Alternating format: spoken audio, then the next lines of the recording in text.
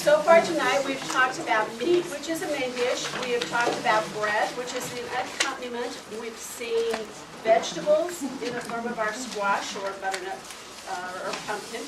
Well, I get to do dessert. So you'll have a whole meal. So let me tell you what I'm doing. It's not the first recipe. It's the one that says country apple dumplings on the back of the first page. And I did include lots of recipes for various things in your handout, especially salads. And so I hope that you try all of those. But what we're making tonight is the dessert. And it is so simple. When you taste it, you're going to think, someone spent a long, long time making this. So if you want to impress your friends and neighbors when they come to dinner, make this dessert. Now, before I get started, I want to tell you a little about apples. When you think about Adam and Eve, what do you think about? Apples. We don't know that they ate an apple, but very often we think about Adam and Eve in terms of apples.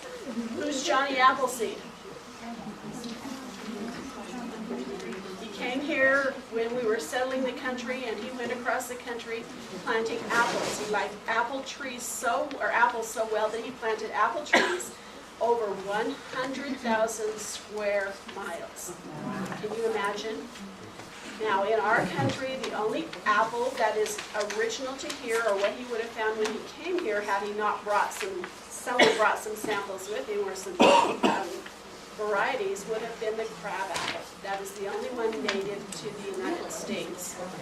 But there are some others that have been bred, and so now we have lots and lots and lots of apples here.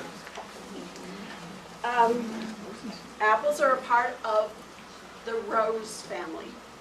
Now, my roses and my apples don't look very much alike, but they are part of the same family. If you grow roses and you see the little it's called rosehip. I couldn't think of it. If you can see the rosehip, if you were to cut it open, you would find out that it has the same anatomy, basically, as an apple. So they're from the same family. Now you can see this is what was available in our local grocery store yesterday when I went shopping. These are the varieties that were there for me to choose from. There are about 750 different varieties of apples around the world. So we have an assortment almost any time of year because of our ability to store apples. Now, if you were to take these apples and buy them at this time of year, you could take them home and store them in your house. You could store them in the refrigerator temperature, so somewhere between 35 and 40 degrees for 3 to 4 months. Now, if they start to dry out in your refrigerator, just take a piece of cheesecloth, wet the cheesecloth, wring it out, and put that piece of cheesecloth in the crisper drawer, and it will kind of rehydrate those apples and keep them from withering. And will prolong the time that you can keep them in storage. Now, of these varieties that we have here, as I was researching apples, what I found is that there are sweet apples, there are mildly tart apples, and there are tart apples. The most sweet apples of all are the red and yellow delicious. Now, if it's a sweet apple, it probably is not very good for baking. So if you've ever baked a pie with a red delicious apple, you know it gets really soggy. So use the more tart apples. The tart apples, the ones that we're using today are the Granny Smiths. There are other varieties, and you've got a handout from the Washington apple growers that tells you what various popular apples are good for. But today we're using Granny Smiths. They are a tart apple. They cook, they hold their shape, they won't be soggy or mushy when you go to eat them. Okay, there are many, many reasons for you to eat apples. The first one is that it will, based on very, very new research, it will lower your blood sugar levels. It also takes care of some of the fat and cholesterol running through your bloodstream, helps to eliminate some of that by some enzyme changes. It helps people eat less. If you eat an apple 15 minutes before a meal, you will eat 15% less at the meal. So if you're dieting, try eating an apple to help you along. It also helps your GI tract so that food moves through your body a little better. And There is some really recent research that said there are various forms of cancer, particularly colon cancer, breast cancer, and lung cancer, which are greatly reduced by daily intake of one apple or more. Now, that does not mean that it will eliminate it or cause it not to be there, but it will help in warding off the problem. So with that, let's talk about what we're going to be eating tonight. I peeled my apples early this morning. 7 o'clock these were peeled, and you can see they still look pretty good, don't they? When you peel apples, there is an enzyme which causes them to darken. Actually, it's a protective barrier that apples have in themselves that will cause them to darken. It's trying to protect them. It's the same thing that we would have if we could produce our own sunscreen. Apples produce their own sunscreen. But when you cut them or bruise them, then they put up a barrier, and that barrier is the brown color, oxidization. And so to keep them from turning brown, we can use something very simple like Fruit Fresh. And just follow the directions, soak them in a solution of water and Fruit Fresh, and I promise that they will stay this good looking for a long period of time. It's been 12 hours or more. So the apples are there. The apples have been peeled and cut into eighths. And then what we're going to do is just take, this is a tube of crescent roll dough. If you wanted to be real creative and make your own dough, you surely could, but this is easy. We're just going to peel the dough. So now we have a triangle. If you've worked with crescent dough before, you know that it comes in little triangles like this.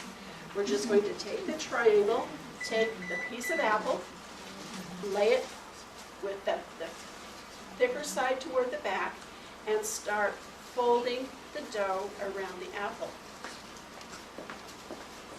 And this dough is very, very pliable, very easy to work with.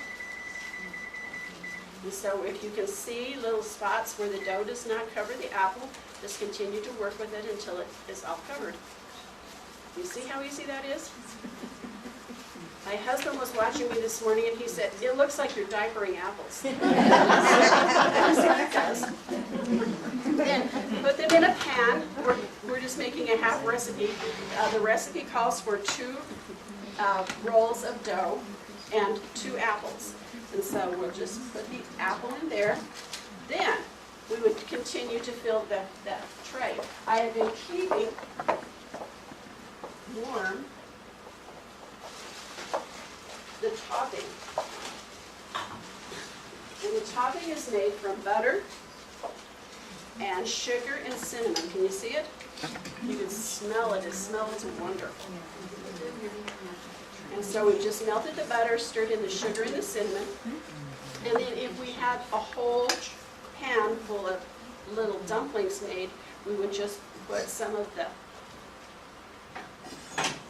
topping right over the apple, like that. We're going to cover it and keep it on top.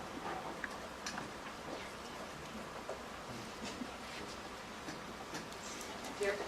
Then, the secret to making these is that, I have made apple dumplings before, and I always made some kind of a syrup. And when I read this recipe, I thought, oh, it can't be. It really can't be. Remember, it's dessert. This is, can I say the name? This is Mountain Dew.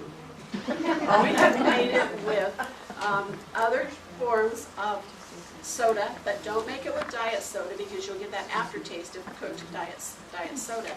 So some kind of a citric soda. And just pour it on. Be sure when you pour it, can you see? Be sure when you pour it that you're not washing off the topping.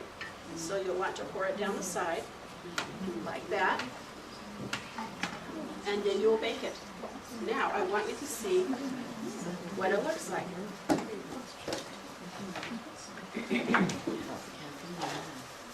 Can you see it? Just pass it around. Yeah. And a spoon. I promise there's one for everyone. But can you see how nice and brown those are? The starch from the flour in the rolls will thicken, and so the Mountain Dew is no longer runny. but you do have a very good little base. And they're excellent served warm.